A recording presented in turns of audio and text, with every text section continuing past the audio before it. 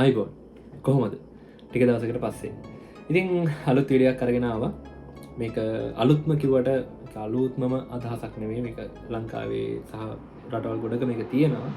ලංකාවත් විවසායකයෝ බොහම දෙනෙක් මහිතන්න මේ ශේත්‍රය ඉන්නවා ඉතින් මම මේක මේ තව අලුතෙන් පටන්ගන්න කෙනෙට්ට යම් අදහසක් ගන්න පුළුවන් වෙන්න තව එයා දන්න දේන තයාගේ මාකට් එකට තව අලුත් වැලිව එකක් දෙන්න පුළුවන් වෙන්න අදහසක් ගන්නතා මේ විඩියක් කරන්න තින් මම දැක්ක ආචාර රුචිර විජේසයන මහත්මයක් මේ විඩියක් කරලා තිනවා මේ සම්බන්ධයෙන් කැන්දව කොලවලින් පලේට් සදන හැටිගෙන තින් මමත කතා කරන්නන්නේ මේ කාබනික අමුද්‍රව්‍ය වලින් පලේට්ස්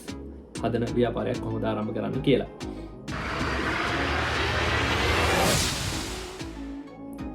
ඉතිං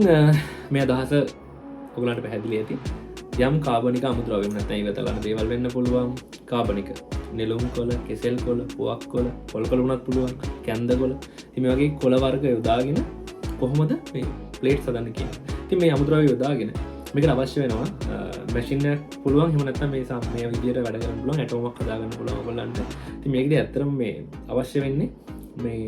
මේ යොදා ගන්න කොළ වර්ග තනි ලේයර් ගන්න ඇලවීමට අවශ්‍ය නැහැ නැත්නම් ලේයර් කිහිපයක් තියෙන දෙයක් නෑ උදාහරණයක් විදිහට ඔයගොල්ලෝ කෙසෙල් කොළ තට්ටු 3-4ක් වගේ දාලා මේ ප්ලේට් එක ලොකුට හදනවනේ ඉතින් ඒක අලව ගන්න මේක ඇතුලේ තියෙන ලේයර්ස් ඇලවෙන්න මාධ්‍යයක් ඕනේ ඒකට රුචිර මහත්මයා දාලා තිබ්බ රෙසිපි එක ගොඩක් හොඳයි ඒ වගේ මොකක් කරේ අඩුම ගානේ පාම් පිටි වගේ ද්‍රවයක් උනත් භාවිත කරන්න පුළුවන් මේක අලව ගන්න පාප්ප කියලා අපි කියනවා ඉතින් ඒ වගේ යම් යම්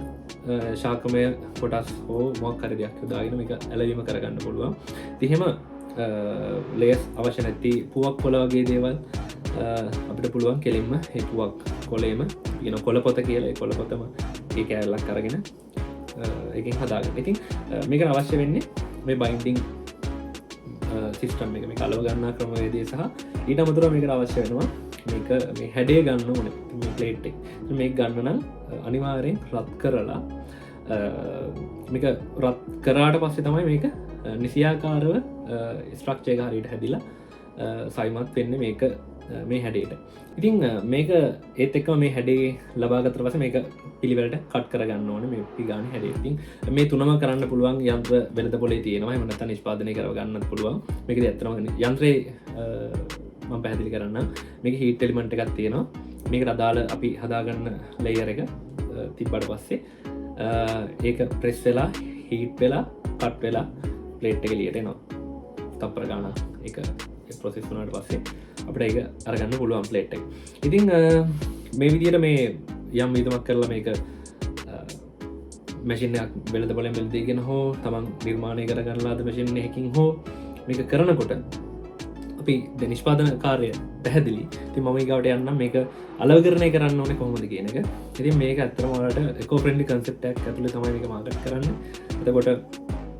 මම තව දෙයක් කියන්නම් පුළුවන් තරම් try කරන්න මේක ප්‍රොඩක්ට් එක අඩුම cost එකකට දෙන්න සහ මේ raw material ගොඩක්ම අඩු වියදමකින් හොයා ගන්න පුළුවන් ඉතින් එහෙම වුණාම අපිට පුළුවන් මේක මාකට් එකට අඩු වැලියකට දෙන්න මොකද මේ රටේ තියෙන වාතාවරණෙත් එක්ක environmental sustainability එකට වඩා මේ වෙලාවේ පොදු මහ ජනතාව හිතන්නේ තමන්ගේ ආහාර වේල ගැන වෙන්න පුළුවන් ඒක නිසා ඉතින් මේ වගේ දේවල් වලට ඒගොල්ලෝ ආයෝජනය කරන්න යම් මැලිකමක් දක්වන්න ඉඩ තියෙනවා ඉතින් මේක මාකට් කරන්න හොඳම ප්ලැට්ෆෝම් තමයි සෝෂල් මීඩියා Facebook Instagram වල ගොඩක් වෙලාවට Facebook මේකට මැච් වෙනවා මේ විදිහට වයිරල් කන්ටෙන්ට් එකක් හදලා මේක මෙහෙම එකක් තියෙනවා මෙන්න මේගොල්ලන්ගෙන් ගන්න මෙන්න මේ concept එකට හුරු වෙන්න කියන එක ඔයාලට සමාජයට දෙන්න පුළුවන් ඒත් එක්කම සුපර් මාකට් ඩිරෙක්ට් අප්‍රෝච් කරන්න පුළුවන් රෙස්ටොරන්ට්ස් පුළුවන් කැෆේස් වලට පුළුවන් දැන් ඕගැනික් shops කියලා ගොඩක් shops තියෙනවා ලංකාවේ අලුත් concept එකක් නැගීගෙන concept එකක් ඕගැනික් shops මේවට ඩිරෙක්ට් වලට පුළුවන් පැක් එකක් හදලා ප්ලේට් 10යි 12යි 15යි මේ කොම්පැක්ට් එකකට දාලා මේක මාකට් කරන්න ඉතින් මේ දවල සැලකිලිමත් වෙන්න ඕන කාරණා තමයි මේක පුස් කන්න නැතුව කියන්නේ මයික්‍රෝ ඕගනිසම් මේකට එෆෙක්ට් වෙන්නේ නැතුව වෙන්න මේකට බලපාන්න නැතුව වෙන්න විදියට ක්‍රියාකාරී නොවන විදියට සහ කල්පවතින විදියට ඔයාලා මේක නිෂ්පාදනය කරන්න ඕනේ මේකදී කල්පැවැත්ම ඉතාමත් වැදගත් මේක රියුසබිලිටි එක කොතරම් වාර ගණනක් මේක යූස් කරන්න පුළුවන්ද කියන එකත් ඒ වගේම වැදගත් සාමාන්‍යයෙන් වැඩි වාර ගණනක් යූස් කරන්න පුළුවන් වෙන්න මේක නිෂ්පාදනය කරන්න පුළුවන් නම් වල ලොකු වෙළඳපොළකට යන්න පුළුවන් ඉතින් මේකේ ඩිවලොප් කරනකොට මේ ප්‍රොඩක්ට් එක වාට මං උදාහරණකට කියන්න වට ඔන්න මේක පේපර් වේස්ට් වලින් කරන්නත් පුළුවන්. ඒ කියන්නේ පොඩක් සැලකිලිමත් වෙන්න ඕනේ ගොඩක්. මොකද පේපර් වල තියෙන යම් බැරලෝ ඉන්ක් තියෙන්න පුළුවන් පේපර් වේස්ට් වල. ඒ වගේ යම් විශේෂයිත් දේවල් ශරීරගත වීම වැළැක්වෙන විදියට යම් ක්‍රමවේදයක් භාවිතා කරලා එක්ක මේක බ්ලීච් කරලා එහෙම නැත්නම් ඒ කඩදාසි වේස්ට් වලින් කරනවා නම් වාට මේකට මොකක් හරි ප්ලේට් එකකට උඩින් කෝටින් එකක් යවන්න පුළුවන්. ඒ වගේ සැලකිලිමත් වෙන්න ඕනේ. ඒ වගේම මේක වාට පුළුවන් මේ ඕගනික් වලින් කරද්දී ඩිෆරන්ට් මෝල්ඩ්ස් වලින් කරන්න. එක සයිස් වලට කරන්න. එතකොට පොඩි ප්ලේට්ස් පුළුවන්, ලොකු ප්ලේට්ස් හදන්න පුළුවන්. ඒ වගේම තව යාට පුළුවන් උදාහරණයකට ගත්තොත් යෝගට් කෝප් සයිස් එකට එක හැඩවල් වලට. ඉතින් මේ යම් දේවල් අසුරන විදියට කන්ටේනර්ස් විදියට කියන පැකේජින් ඉන්ඩස්ට්‍රි එකට මේක මාකට් කරන්න පුළුවන්. උදාහරණයක් විදියට ඔයාලා හිතන්න ඔයාලා මොකක් හරි කාගේ හරි කෙනෙක් යම් ෆුඩ් ප්‍රොඩක්ට් එක නැත්නම් ටී ප්‍රොඩක්ට් එක මෙන්න මේ වගේ හදපු ලස්සන පැකේජින් එකක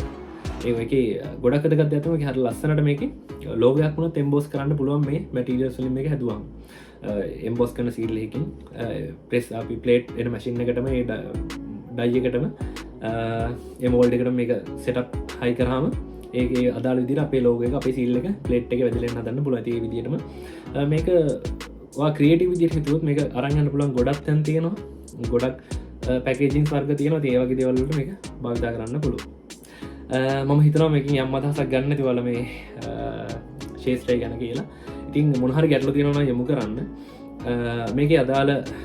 රසායනික සංයෝග සහ මේක හදන විදි ගොඩක් මම වීඩියෝස් දාන්න ලින්ක්ස් තියෙනවා රිෆර් කරන්න. ඒත් එකම සමාව ඉල්ලනවා මට බැරුණාට පහුගිය දින කිහිපය බලන් කමෙන්ට්ස් වලට රිප්ලයි කරන්න.